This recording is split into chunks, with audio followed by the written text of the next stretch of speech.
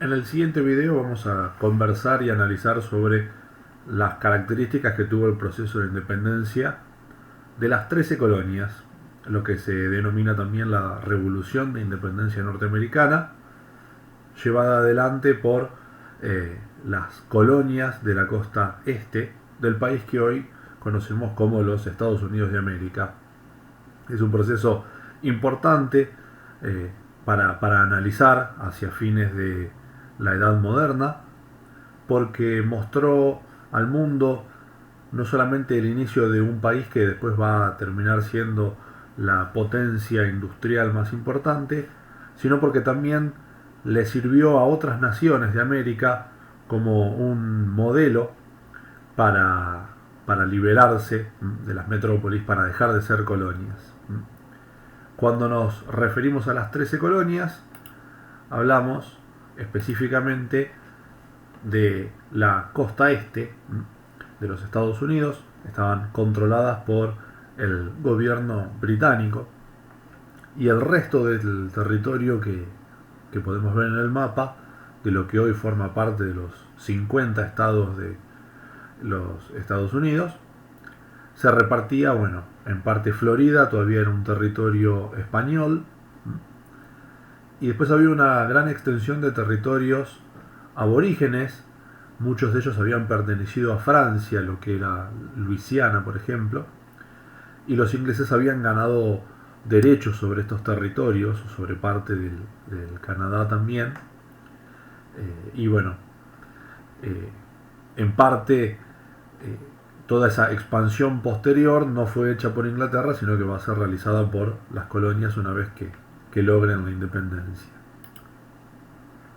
Cuando tenemos que analizar las causas de la Revolución de Independencia, uno de los aspectos que tenemos que tener en cuenta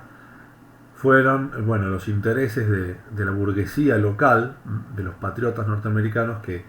se veían perjudicados por algunas políticas que Inglaterra llevaba adelante en sus colonias. En primer lugar, esto tenía que ver con los impuestos. Para proteger la región, sobre todo de otras potencias europeas, como por ejemplo Francia, que era el gran rival de los ingleses, Inglaterra había sometido a los colonos a una gran cantidad de impuestos en algunos productos básicos o de un consumo muy importante, como eran el papel, el vidrio, el té, y esto perjudicaba a la burguesía, no solamente porque los impuestos les quitaban dinero, sino porque además estos impuestos habían sido aprobados por el Parlamento británico,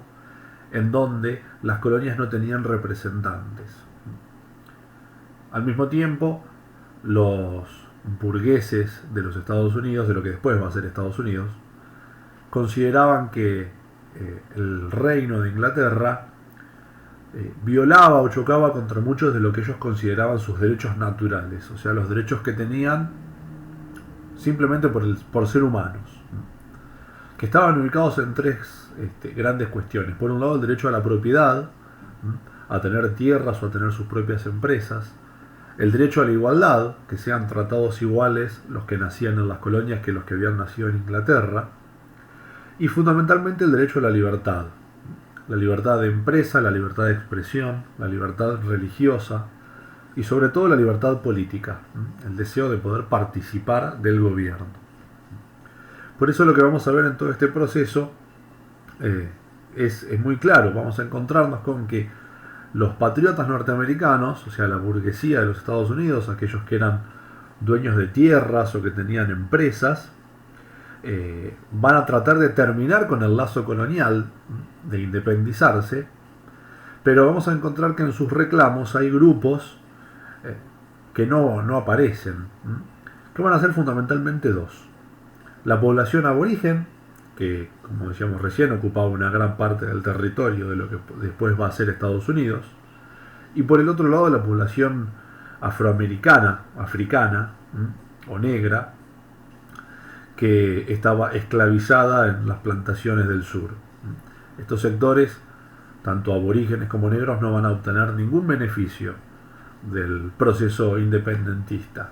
Es un elemento a tener en cuenta. Es una revolución política pero no llega a ser una revolución social. La independencia va a tener dos antecedentes directos en dos hechos muy puntuales. El primero de ellos es la masacre de Boston, en donde en esta ciudad de la costa este, al norte de las colonias, se da una pelea que inicia entre un grupo de personas de la localidad con soldados y terminan con un nivel de represión muy elevado, muy alto. Y esto fue uno de los inicios del descontento que había con la ocupación británica. ¿Sí? El otro hecho a tener en cuenta o a considerar se llama el motín del té. Ahí lo tenemos. También ocurre en la misma ciudad, 3 años después, en donde un grupo de patriotas, porque ya se denominaban así, ya se llamaban hijos de la patria, un grupo de patriotas en protesta por los impuestos que se le estaba cobrando a los productos de la región, deciden en el puerto de Boston subirse a los barcos y tirar todos los cargamentos con mercancías hacia el río. A partir de este hecho del motín del té, el rey de Inglaterra, al enterarse de estas manifestaciones, Jorge III, va a declarar a las colonias en estado de rebeldía y va a clausurar el puerto de Boston, golpeando nuevamente los intereses de la burguesía. A partir de ese momento, el proceso de independencia o el proceso de revolución empieza a tomar cada vez una forma más grande, y la causa independentista o la causa revolucionaria empieza a ganar cada vez más seguidores. Al año siguiente del motín del té, algunos sectores más organizados van a convocar a representantes de las 13 colonias para formar lo que se conoce como el primer Congreso Continental en la ciudad de Filadelfia. Y este Congreso, la medida que va a tomar es, bueno, declararse en rebeldía y dar inicio a una guerra de independencia que, si bien las 13 colonias tenían muchos problemas para llevarla adelante, pensemos que en ese momento Inglaterra era el país con el mayor despliegue militar del planeta, van a contar con un aliado muy fuerte que va a ser Francia. Los franceses, que buscaban la oportunidad de debilitar a Inglaterra, le van a dar apoyo, en primer lugar financiero y después militar. Van a mandar a sus soldados a pelear en terreno americano. En un comienzo la guerra no es exitosa. Las tropas británicas ocupaban extensas regiones, actuaban en forma represiva muy fuerte sobre la población. Y por esta razón, por este motivo, los norteamericanos deciden hacer un segundo congreso, y ante las dificultades que les presentaba la guerra, toman la decisión de acelerar su declaración de independencia. Lo antes posible declarar la independencia antes de que la guerra esté perdida, y por eso el 4 de julio uno de los patriotas, Thomas Jefferson, va a redactar un acta en donde se establecían, bueno, en primer lugar, la igualdad entre todas las personas, y además los derechos que ellos consideraban que eran inalienables. ¿Qué significa inalienable? Que no se le pueden quitar a nadie. Y esos derechos eran básicamente tres: el derecho a estar vivos, el derecho a ser libres y el derecho a buscar la felicidad. Eran derechos individuales, y lo que ellos creían era que el gobierno que tenían que fundar, que tenían que llevar adelante, bueno, ese gobierno, lo más importante que tenía que hacer, o la función principal de ese gobierno, era proteger esos derechos y garantizar que todos los ciudadanos lo tuvieran. Luego de una serie de enfrentamientos, liderados por un general que va a ser George Washington,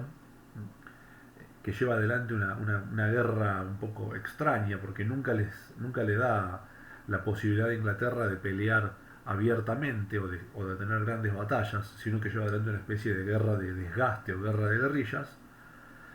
los norteamericanos logran la rendición británica hacia 1783 y ser reconocidos como una nación independiente de parte de Gran Bretaña.